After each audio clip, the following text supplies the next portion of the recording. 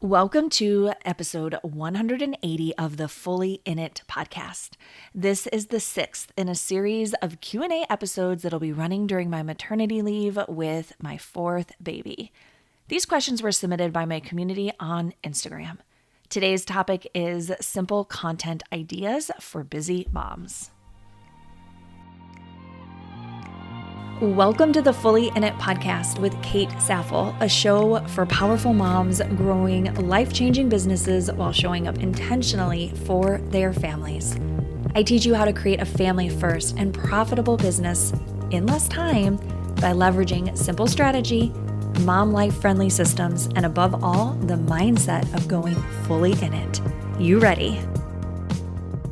My goal with this episode is to truly simplify content creation for you, whether you are brand new to it or you are a seasoned pro. Content creation is just something that comes along with the turf of either being an online business owner, being an influencer, a blogger, having any kind of online presence, even if you want to be an author or you are an author. At this day and age, you really do need a little bit of a digital footprint. And this is just because it creates value for your people. It establishes you as an expert in whatever industry that you're in, and it gives you social credibility. So how do we create content as busy moms? How do we keep up with that? Because I know for me personally, that has always been a bit of a challenge, is that I don't want to be on my phone all the time. I don't want to always be thinking about, what's the next thing I should create? Because we're meant to live our lives. We're meant to be present with our families. So really, the first encouragement I want to give you is that, and you hear me say this over and over again, your family always comes first. So you want to put your energy there. But also, there needs to be a second piece to this, that if you are serious about growing your business or growing your online presence, you do need to have some level of consistency with your social media content creation. It is possible that you could have like an online profile and just kind of post when you feel like posting, but you're going to see the most impact if you have a bit of a routine around it. Now, I really love having a routine because then I don't have to think about it. I don't have to think like, I don't know, should I do a post today? Should I not? When we allow or we leave things up to circumstances, that invites in overthinking, and it inevitably means that you're going to feel a little bit more creatively stifled trying to come up with something, right? It's like that feeling of you're staring at your phone and you're like, oh my gosh, what do I say? What do I talk about today? And it can be really, really overwhelming. And so my goal, again, with this episode is I just want to talk you through a few simple pointers that I think are going to be really valuable for you. If you want to take this deeper, you're going to want to come into Expand Membership, which is my community for online entrepreneurs. We've got people from all different disciplines, from bloggers to coaches, you name it, midwives, the whole gamut. So many incredible moms are gathered in that community. But the reason why I mention that is because inside Expand, I have some expanded trainings on content creation and how to really nail your messaging so that your people feel seen and heard, and therefore what you're doing online is actually effective.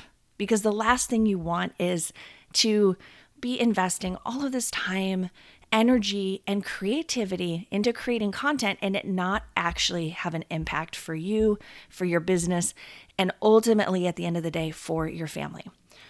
So you can go to the show notes and there will be a link there that you can click to learn more about Expand. It's always enrolling. I'm always happy to welcome you in if that feels like a good fit to you. And you can always reach out to me with questions as well. Okay, so let's get into the good stuff around content creation. One of my best tips, or one of the things that has served me the most over the last decade of content creation for me, which I'm just going to give you a little bit of context. You may already know this, but I had another podcast before this one called Cohesive Home. And my co-host and I launched that at the very end of 2015. So I am rounding the bend on a decade of online content creation. And I truly know what it feels like to get burnt out with posting on social media and just racking your brain of like, well, what do I say? And is this even working? And does anybody even care? So just know that I speak from experience and I really truly know how you feel. But one of the things that has helped me the most over all of these years was first getting really clear on who it is that I am helping and being honest with myself about the point of my content creation. Sometimes you want to create content just for the fun of it. And if that's you, then let yourself play and be honest that that is your end goal, is to have a form of creative expression in the world. And there's nothing wrong with that. If you're an entrepreneur and your goal is to make a meaningful income that you can bring back to your family, this is going to look a little bit different for you than just the average online creator. Your end goal is going to be different. And sometimes we see this happen in the online world where you see someone who has a giant following. Let's say they have like 300,000 followers, and their original goal was just to be creative and express themselves, or maybe even their goal was like, let me just see how big I can grow this Instagram. But then at some point along the way, they decide, oh, I should really monetize this. I'm putting in all this time and effort and I should be compensated for that, right? Which is totally okay to want to be compensated for all of your time and your effort. But because that wasn't their original goal, their audience feels a bit blindsided when they suddenly start selling something. And they're like, wait a minute, I thought we were just getting all of this for free. So you want to be clear from the very beginning, what is my goal? And then with that is, who am I speaking to? Effective content has a clear aim or purpose. You know who you're speaking to, why you're speaking to them, and how you can help them. And it's evident in what you say. You have certain topics that you talk about over and over and over again. And this is something that comes up in Expand because I coach on it a lot. Is like, well, won't people get tired of hearing me speak on the same thing? And they're afraid that they're going to bore their people. And I always remind them that repeating yourself, repetition actually helps the message to sink in. And it creates not only clarity for your people, but it builds trust because you're not flipping, flopping all over the place. It's clear who you are and what you stand for. I've talked about the same things for a decade. Like if you go back and listen to my older episodes at the beginning of this podcast, or if you go and listen to Cohesive Home and listen to some of those original episodes from like 2016, you're going to see I've generally talked about the exact same things. And this has only served my people and it's helped me sustain a business that supports my family. So don't be afraid to repeat yourself, but you got to be clear on, you know, what are the 3 or 4 or 6 things I want to talk about consistently, and why do they matter to your people? At the end of the day, we are in service, whether you're creating just for fun or you are creating to be the primary provider for your family, whatever it is in between those two, you want to be clear on what it is that you are creating for them and why it matters to them. So I have my topics, I keep them in a list, I circle through them. And then, especially when it comes to content creation for us busy moms, I don't try to be overly creative or reinvent the wheel. So I use Canva, which I'm sure, you know, if you're creating content online, you know what Canva is. And I use the same templates over and over again. I use the same fonts, the same colors. If you look at my Instagram feed, you're going to see that consistency woven through there. Now, your feed doesn't have to look like mine. There's no rules around this. We've really seen in the last year or two that so much of that has gotten undone. I do it because it makes it easier for me. I am not trying to think like, ooh, let me figure out how to make this prettier. Let me be a bit more innovative with the design of this carousel. I just repeat the designs. Additionally, I also repeat my content. So I will take a post that I did 6 months ago that maybe performed well, or I just really liked, I liked the ideas in it and I thought it was really important. And then I will share it again.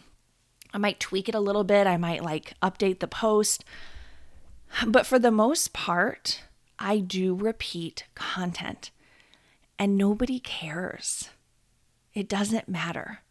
The other thing you want to think about too, and I kind of touched on this at the beginning, but I forgot to go a little bit deeper into it, is just knowing how often you want to post per week.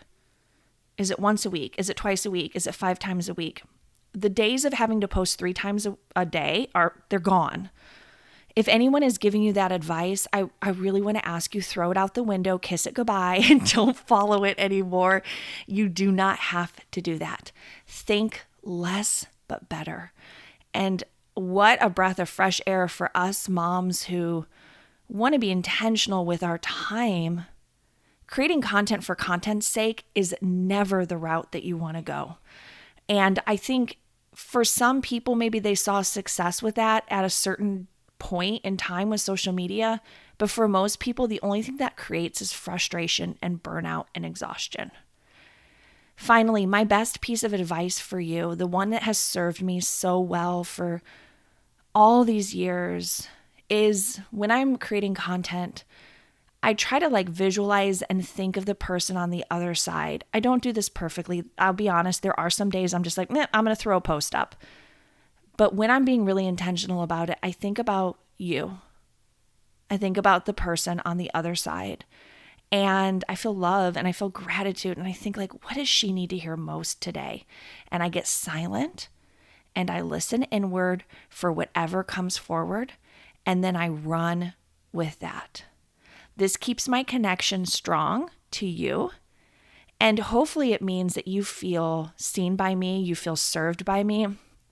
And again, it just makes that so much more effective. So I hope that this episode was helpful for you. I went a little bit long on it, but I wanted to make sure that you had what you needed.